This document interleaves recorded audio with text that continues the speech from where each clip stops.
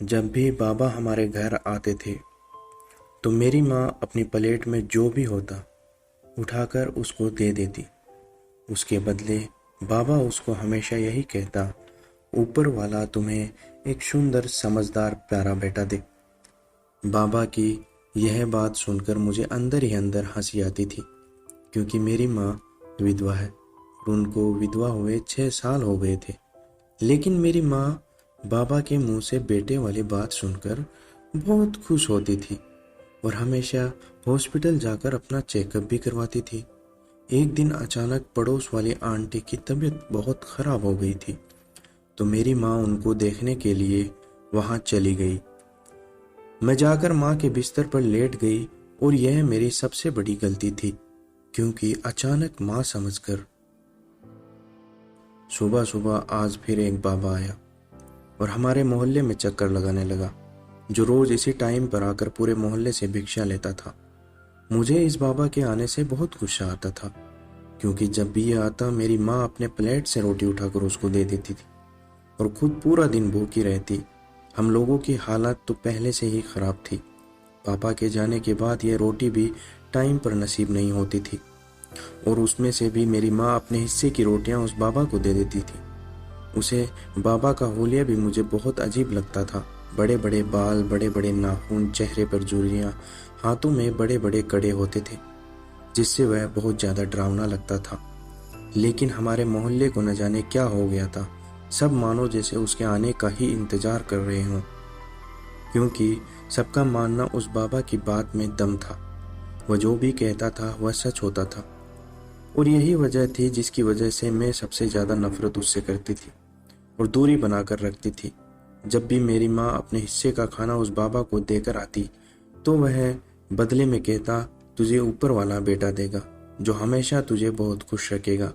मुझे बस इसी बात की वजह से बाबा झूठा लगता था, क्योंकि पापा को इस दुनिया से गए पूरे 6 साल हो गए थे। मेरा नाम निशा है, सब मुझे प्यार से निशु कहते हैं। सबकी लिस्ट में मेरे माँ बाप ही आते थे, क्योंकि उनके अलावा मैंने कभी किसी को अपने पास नहीं देखा था। नहीं मेरे कोई भाई बहन है, ना ही कोई रिश्तेदार।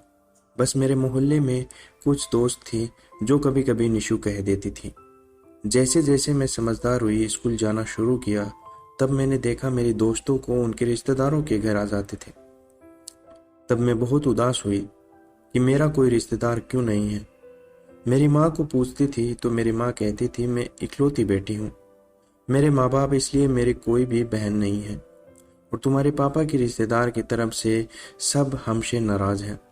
जब मैं थोड़ी और बड़ी हुई तो पता चला कि मेरे माँ बाप ने पसंद से शादी की थी, इसलिए उनको घर से निकाल दिया गया था।